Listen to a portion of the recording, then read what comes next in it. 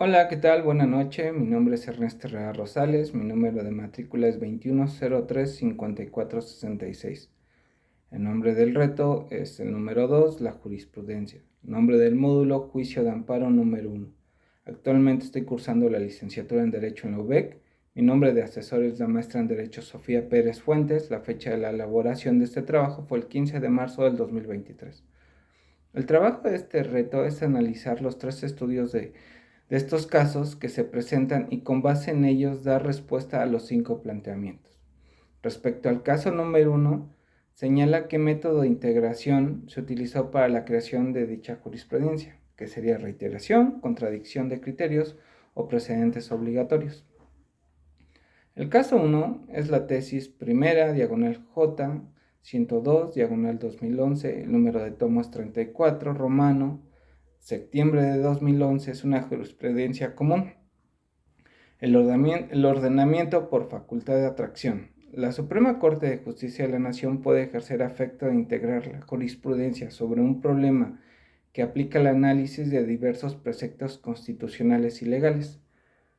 Los requisitos de importancia y trascendencia para el ejercicio de la facultad de atracción se satisfacen cuando se solicita para integrar jurisprudencia por reiteración y la problemática planteada implica el análisis e interpretación de diversos preceptos constitucionales y legales, ya que en tal supuesto, dicho ejercicio entrañaría la fijación de un criterio jurídico trascendente para casos futuros.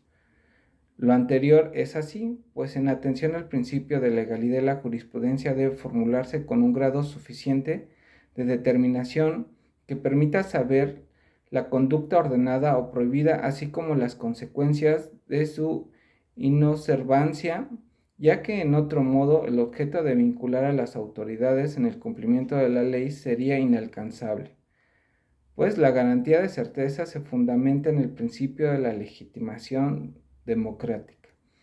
En este mismo sentido, encontramos que en la Facultad de Atracción 78-2010, 120 diagonal 2010, 168 diagonal 2010, 13 diagonal 2011, encontramos el mismo criterio en el mismo sentido en las 5 sentencias. Esto quiere decir que es un criterio por reiteración. El sustento legal se encuentra en la Ley de Amparo Reglamentaria de los artículos 103 y 107 de la Constitución Política de los Estados Unidos Mexicanos. La interpretación de los jueces puede ser o no obligatoria. Si fuese el caso de obligatoria, se convierte en jurisprudencia cuando un criterio de jurisprudencia por reiteración es necesario que haya sido repetida cuando menos en 5 sentencias el mismo criterio o el mismo sentido sin algún criterio opuesto, tal como está en este caso. La jurisprudencia por reiteración se encuentra en la Ley de Amparo en el artículo 224. La jurisprudencia por reiteración se establece por los tribunales colegiados de circuito cuando sustenten por unanimidad un mismo criterio en 5 sentencias no interrumpidas por otra en contrario. Respecto al caso 2, identifica cuáles son los razonamientos para que la jurisprudencia primera, diagonal J93, diagonal 2013, fuera sustituida por la jurisprudencia primera, diagonal J78, 2018, emitida por la primera sala de la Suprema Corte de Justicia de la Nación. La jurisprudencia por contradicción de criterios está reglamentada en los artículos 225 al 227 de la Ley de Amparo. En ese caso encontramos la sustitución de jurisprudencia, la primera, diagonal J93-2013, por criterios fundados y motivados por el artículo 141 nacional de procedimientos penales para la citación de la audiencia inicial, y da lectura a la sistemática de fracciones primera y segunda del artículo mencionado. Se advierte que la citación de la persona investigada a la audiencia inicial en la que habrá de formularse imputación en su contra por sí sola no es un acto que afecte su libertad personal. En este precedente no afecta para que la citación a la audiencia inicial. Ahora bien, por este criterio, La primera jurisprudencia, que era inicialmente la primera diagonal J 78 diagonal 2018, emitida por la primera sala de la Suprema Corte de Justicia de la Nación, fue sustituida porque su criterio básicamente es que sustentó que la orden de citación al investigado a la audiencia de formulación de imputación con apercibimiento de aprehensión en caso de no comparecer transgrede el derecho de libertad ambulatoria, pues coloca al individuo en una situación ineludible de obediencia ante un mandato judicial. Al sustituirse básicamente la jurisprudencia primera diagonal J 93-2013 hace mención que esto no viola la garantía de la libertad de la persona. Así que ese fue el motivo para que la jurisprudencia fuera sustituida.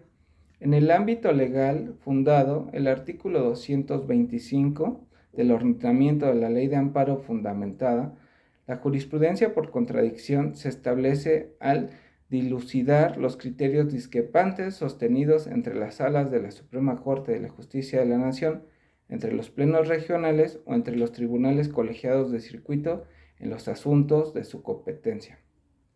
Sigamos ahora respecto al caso número 3.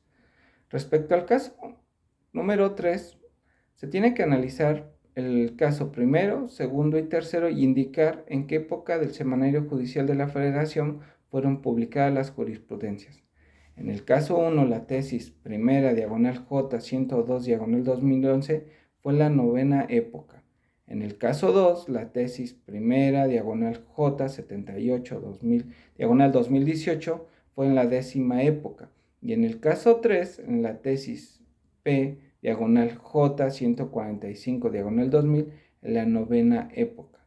Siguiendo con la temática, en el caso número 4, nos señala que en el caso número 3 señala para qué autoridad es obligatoria la aplicación de dicha jurisprudencia. En este caso, la tesis es la P diagonal J 145 2000, jurisprudencia constitucional. La jurisprudencia, su aplicación no viola la garantía de y retroactividad de la ley.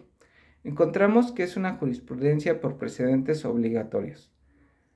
La ley de amparo, en el ordenamiento en el artículo 226, las razones que justifiquen las decisiones contenidas en las sentencias que dicte el Pleno de la Suprema Corte de la Nación constituye precedentes obligatorios para todas las autoridades jurisdiccionales de la Federación y de la entidad federativas cuando sean tomadas por mayoría de 8 votos. En el caso número 5,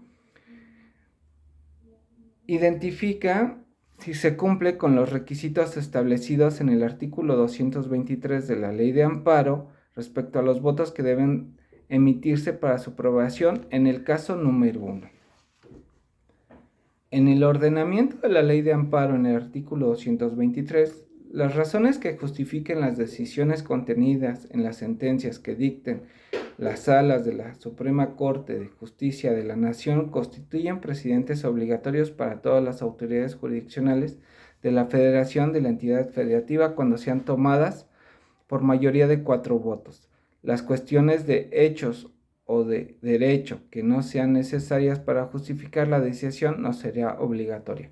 En este sentido, encontramos que en la Facultad de Atracción 78-2010 encontramos una unanimidad por 4 votos. En la Facultad de Atracción 120-2010 encontramos una unanimidad de 4 votos.